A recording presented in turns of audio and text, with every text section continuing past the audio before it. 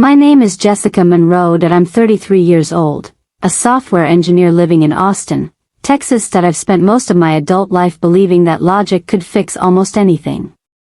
If something broke, you debugged it. If someone lied, you found the pattern. But the night I discovered the truth about my own family, there was no patch for that. It started as an ordinary Thursday evening. I just finished a 12-hour shift working from home, pushing code that no one but my team would ever see. My parents had called earlier that evening, and we talked about small things: my mom's garden, my dad's latest obsession with the Dallas Cowboys, my sister's new business idea. We said our goodnights. I pressed end call. But they didn't. Through the faint static of the open line, I heard my father's voice, stripped of every ounce of warmth I'd ever known. "Living with her is awful," he said. "We're only staying because of her money." The sentence hit me like a car I never saw coming. Then came my sister's laugh, that cruel, effortless sound she'd perfected since childhood. "Told you she wouldn't notice," she said. My fingers tightened around the phone until it hurt. My heartbeat climbed into my throat, fast and heavy, while my mind tried to deny what my ears already knew. I sat there frozen, listening to their voices echo through the speaker, casual, unfiltered, dissecting me like I wasn't even human. The father who taught me to ride a bike. The mother who said I was her pride. The sister I'd shared secrets with. They weren't talking to me anymore. They were talking about me. And I realized I was never part of their family conversation. I was the topic. When the line finally went dead, I just stared at the phone, the screen black, cold, reflecting my face back at me, a stranger's face that I didn't cry. I didn't scream. I just sat there in silence, as if sound itself might make it real. Outside, Austin hummed, cars on the highway, laughter from the bar across the street. Life continued, indifferent to the sound of a heart breaking. Morning came. I made coffee like nothing had happened. The kitchen smelled of toast and bacon. The Texas sunlight spilled through the blinds, painting everything gold. But none of it reached me. My dad came in first, eyes avoiding mine. "Morning," he mumbled. Mom followed, bright, overcompensating. "You slept okay, sweetie?" she asked, her hands too busy, her smile too wide. And then came my sister, Melissa, glued to her phone, barely muttering a hello before sitting down. They were the same people, yet not.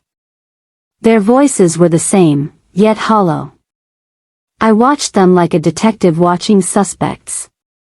Every movement, every pause, every line of dialogue suddenly meant something. 3 years ago, after my grandfather died, I'd inherited enough to buy this house. Big enough for all of us. I thought it would bring us closer, like some sentimental American dream.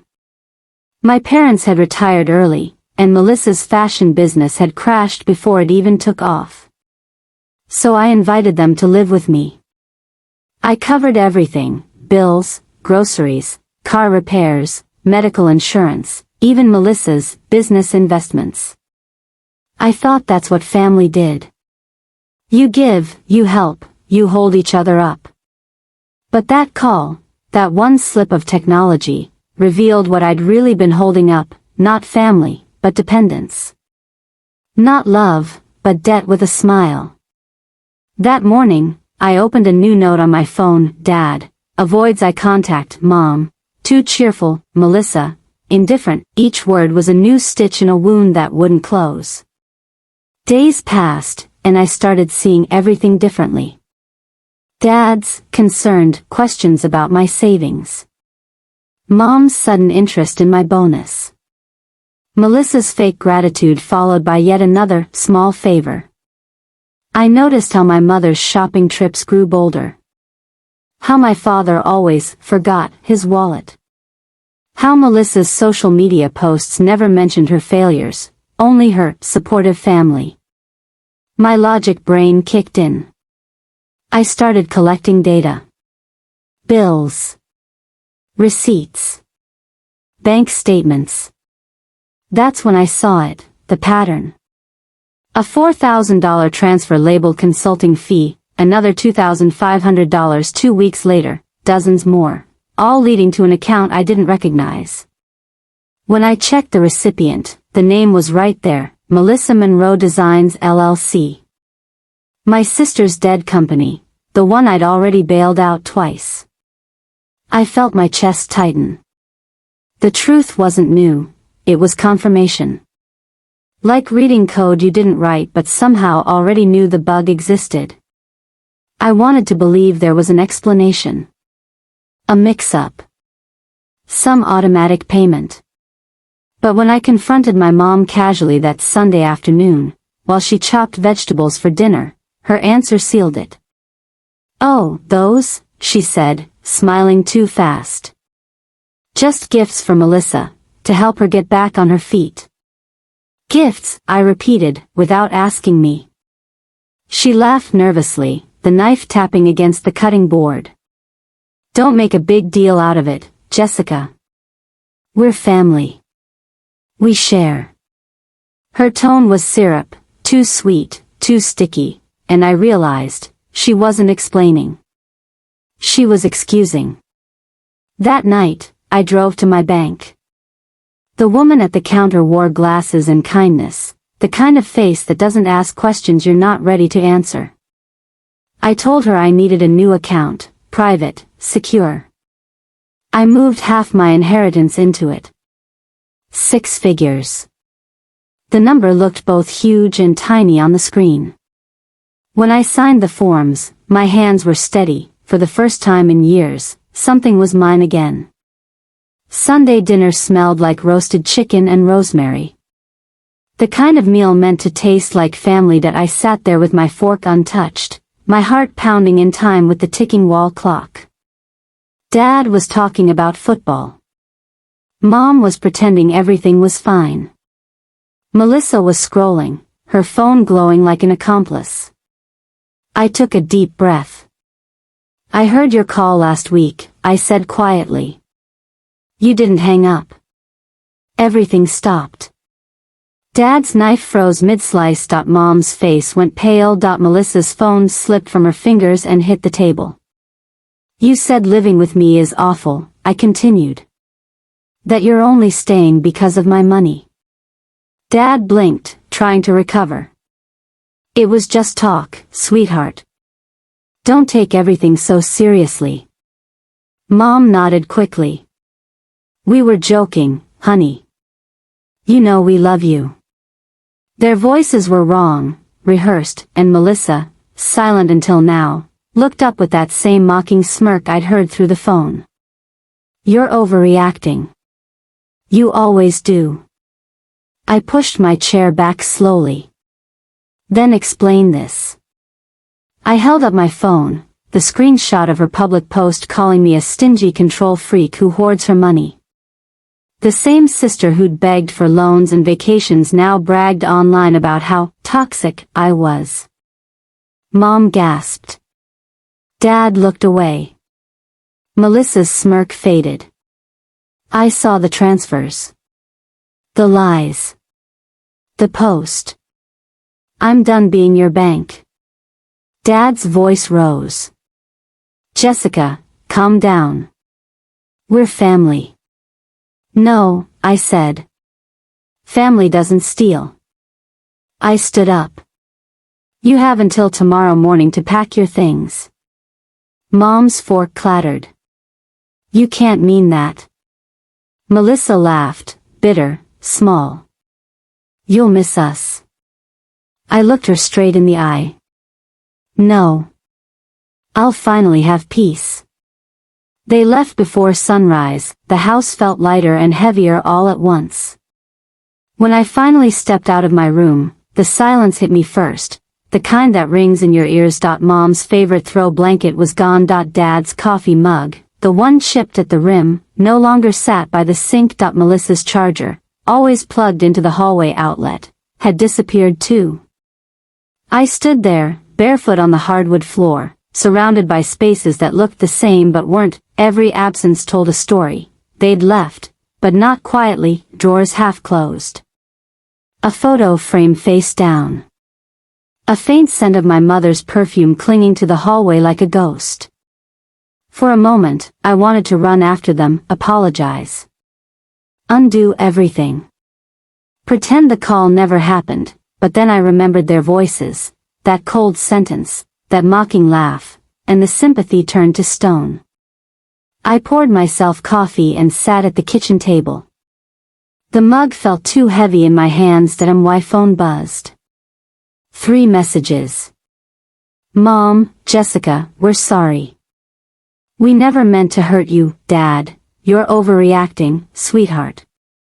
Let's fix this, Melissa. You didn't have to kick us out. Call me. I stared at the screen until it went dark again. The apologies came too fast, too polished, not grief, strategy. I didn't reply. Instead, I called a lawyer. By noon, I was sitting in a downtown office, the kind with glass walls and muted gray furniture that absorbs emotion. The lawyer's name was Sandra Lewis, mid-40s, sharp eyes, no nonsense. That I told her everything. The open call, the money transfers, the business account under Melissa's name. She listened without flinching, taking notes in clean, slanted handwriting. When I finished, she closed the folder. You need to secure your assets, she said. We'll issue a cease and desist for any further access, review your property rights, and make sure they can't touch a cent. It sounded clinical, almost cold. But that cold was what I needed, because I'd been living in warmth that burned. I signed the papers with steady hands.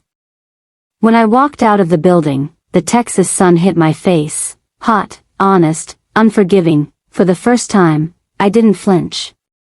The first week alone felt like detox. I kept expecting to hear footsteps, voices, the sound of Dad's TV blaring sports highlights, but the only sound was me, the hum of my laptop, the soft scrape of my fork at dinner. Some nights, I'd catch myself setting out 4 plates instead of 1. Habit. Memory. Muscle built on years of caretaking. I found myself wandering into the spare rooms, the one where Mom had kept her sewing machine, the one Dad used as an office, but mostly for naps, empty now. The sunlight pooled differently in each. I could breathe again, and it terrified me. Because silence, when you're not used to it, can sound a lot like guilt. Work helped. I threw myself into projects, staying up late with code that didn't betray me. That I ordered takeout, drank coffee at 2 a.m., and told myself I was rebuilding. But grief is sneaky. That IT hides under routine. One night, while sorting old folders, I found a photo, me at 8, missing a tooth, sitting on Dad's shoulders at the county fair. He was laughing, she was smiling. Melissa, still small, clutching cotton candy. I stared at it until the edges blurred. I wasn't crying for them. That I was crying for that version of us, the one that never really existed. Weeks passed. Mom texted twice more, shorter each time. That we love you. Please talk to us. Then nothing. I heard through a mutual friend that they'd rented a small apartment on the other side of Austin. Dad had picked up a part-time job at a hardware store. Mom was selling jewelry online. I thought it would make me feel vindicated. That IT didn't. It just made me sad, not for them, but for the cycle. That they'd lived beyond their means for years, convinced someone else would clean up the mess. When that someone stopped, they called it betrayal. Funny, isn't it, how people can drain you dry, then call your silence cruelty. 2 months later, I saw Melissa. It wasn't planned. That I ran into her at a local cafe, her hair pulled into a messy bun, dark circles under her eyes. She looked smaller somehow, like someone who'd been living under fluorescent light instead of sunlight. She noticed me instantly. For a second, neither of us moved. Then she walked over, clutching her coffee like a shield. Hey, she said, voice unsure. You look good. I didn't answer that. What are you doing here, Mel? She shrugged. Working on a new project. She gestured toward her laptop, its cracked screen betraying the truth, no investors yet. But I'm trying. Something flickered in her voice, not arrogance this time, but exhaustion.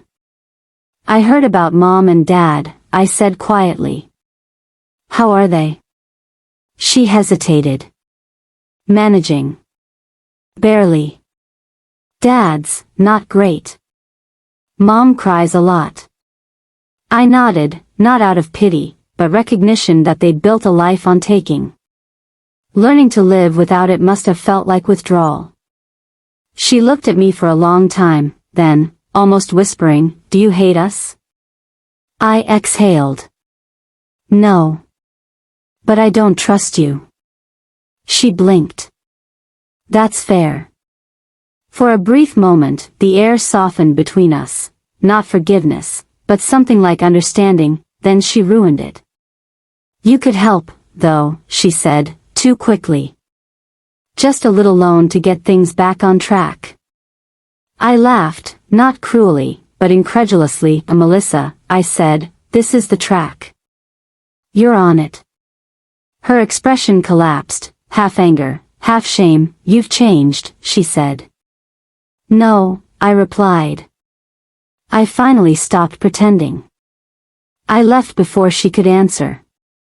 That night, I dreamed of the phone call again, but this time, when I heard my father's voice say, "Living with her is awful," I didn't freeze that I hung up.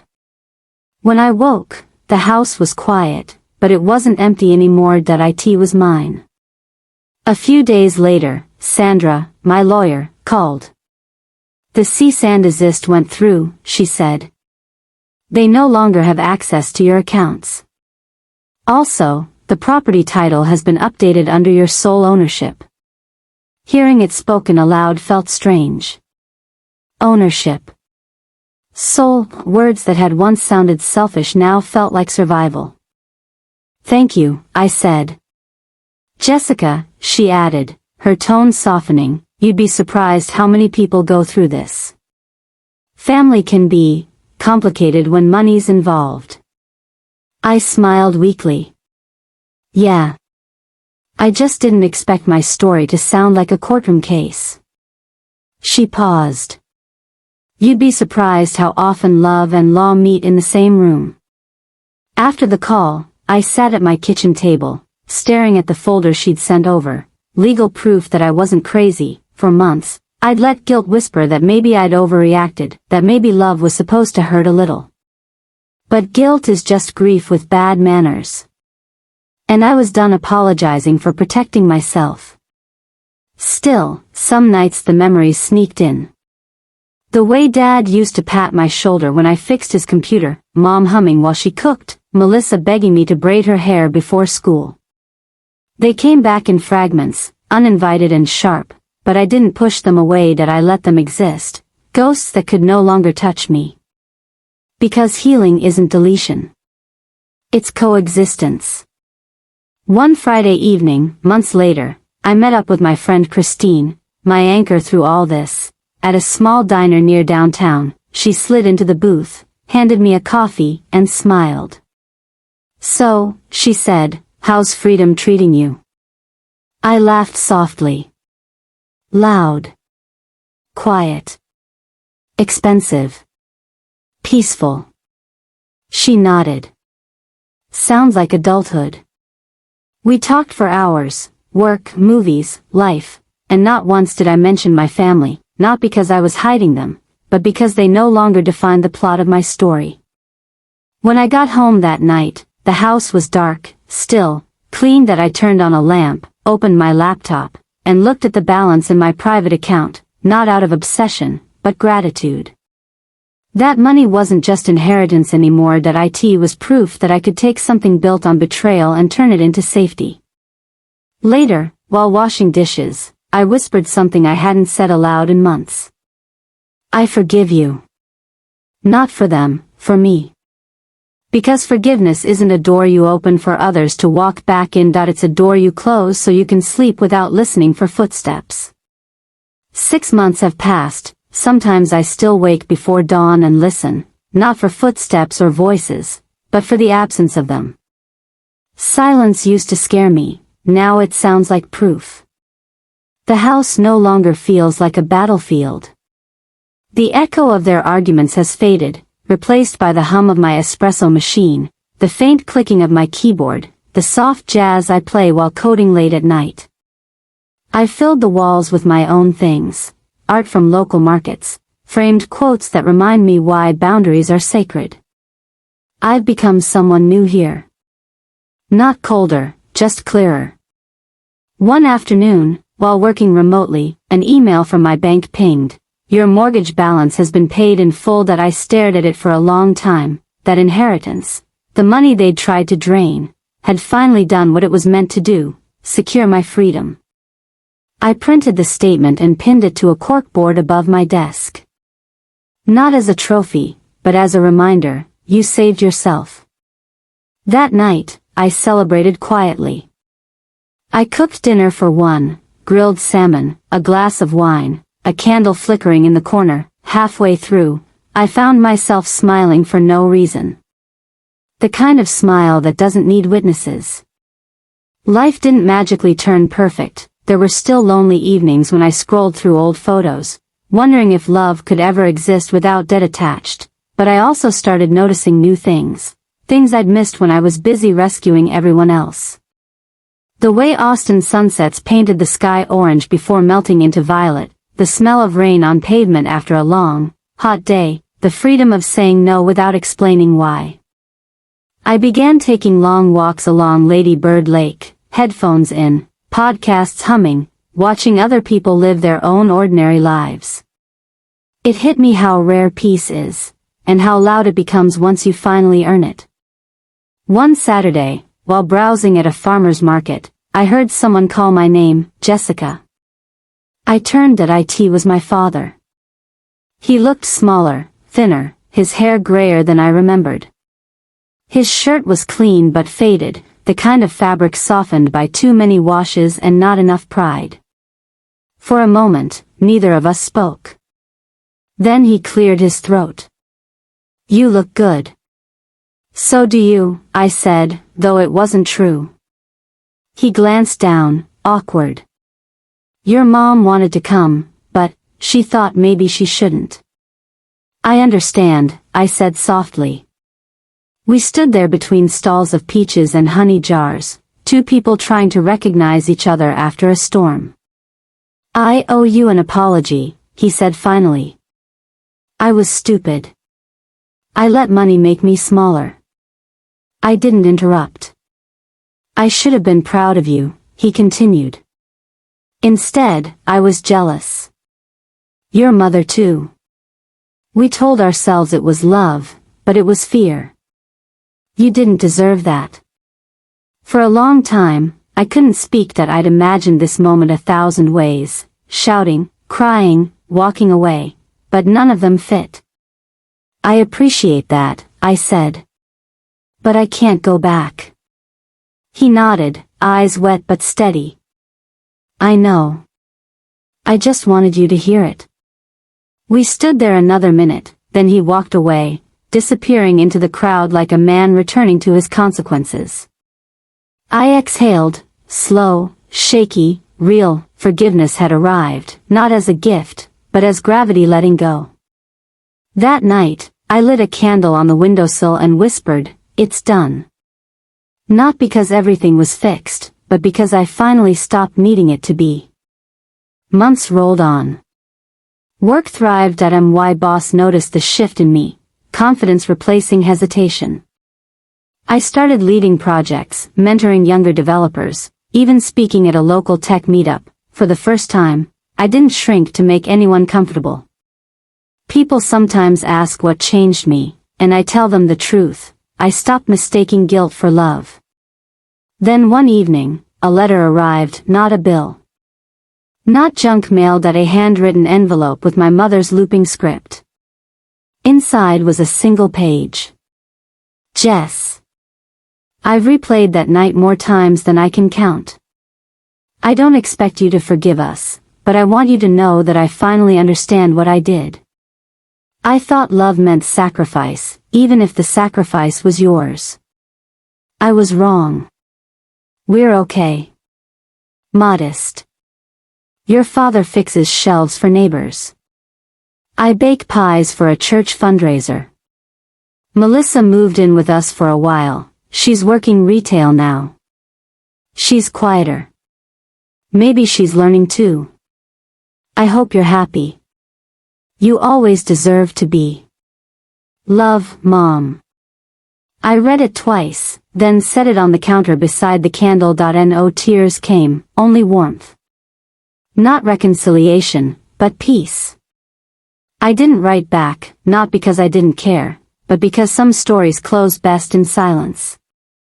A year later, I sold the house. It wasn't haunted anymore, but it had served its purpose. I moved into a downtown apartment, smaller, sunnier, with plants on every windowsill and no ghosts hiding in the hallways. Christine helped me move, blasting old 2000s songs while we unpacked boxes. When we were done, she dropped onto the couch beside me and grinned. You did it. Yeah, I said. I finally did. We toasted with cheap champagne and Chinese takeout, laughing until the neighbors banged on the wall. For the first time, my laughter didn't echo off empty promises. It stayed, solid, honest, alive. Now, whenever people ask about family, I smile. I don't say much, not because I'm ashamed, but because I learned that pain doesn't always need an audience. I still visit my parents occasionally, holidays mostly. We keep things polite, brief, gentle. There are no more big dinners, no more shared finances, no more pretending. Sometimes Mom squeezes my hand a little too long before I leave, sometimes Dad asks if I'm doing okay, and I see genuine pride flicker behind his eyes. Melissa never brings up the past, and I never ask that. That's our truce, silence that finally means respect. People think betrayal destroys love completely, but I've learned something different. It purifies it. What survives after betrayal isn't the illusion of closeness, it's truth stripped bare, and truth, though it hurts, is the only thing worth building on. Last week, I stood on my balcony watching a thunderstorm roll over the city. The air smelled like metal and renewal. Lightning flashed, illuminating the skyline like a heartbeat. For the first time in a long time, I whispered thank you, not to anyone in particular, but to life itself. Thank you for the pain that taught me to choose peace, thank you for the silence that showed me who I am without noise, thank you for the ending that became a beginning. If you're still listening, maybe you've been there too, maybe you've heard a sentence that cracked your world open, maybe you've realized love shouldn't cost you everything you are. Here's what I can tell you, you can walk away without hating them, you can protect your heart and still keep it kind, you can build a life that no one else controls. Family doesn't always mean blood. Sometimes it means the people who remind you of your worth when you forget. These days, my mornings start with sunlight, not anxiety. I water my plants, feed my cat, open my laptop, and write code that behaves exactly the way I tell it to, and every once in a while, when the quiet feels too big, I play that old voicemail, the one I accidentally saved from years ago. My mom's voice saying, "We love you, Jess." It's not true anymore, not the way it was then, but it doesn't hurt. It just sounds finished. To anyone out there listening, if your peace costs you your family, pay it. If your safety costs you your comfort, pay that too, because the price of staying small is always higher than the cost of walking away. You deserve a life where you're not a supporting character in someone else's story, you deserve to be the author. If this story spoke to you, share it. If you've ever rebuilt after betrayal, tell me how, maybe your words will help someone else hang up the call they were never meant to hear. Because sometimes, the truth that breaks you, is the same truth that sets you free.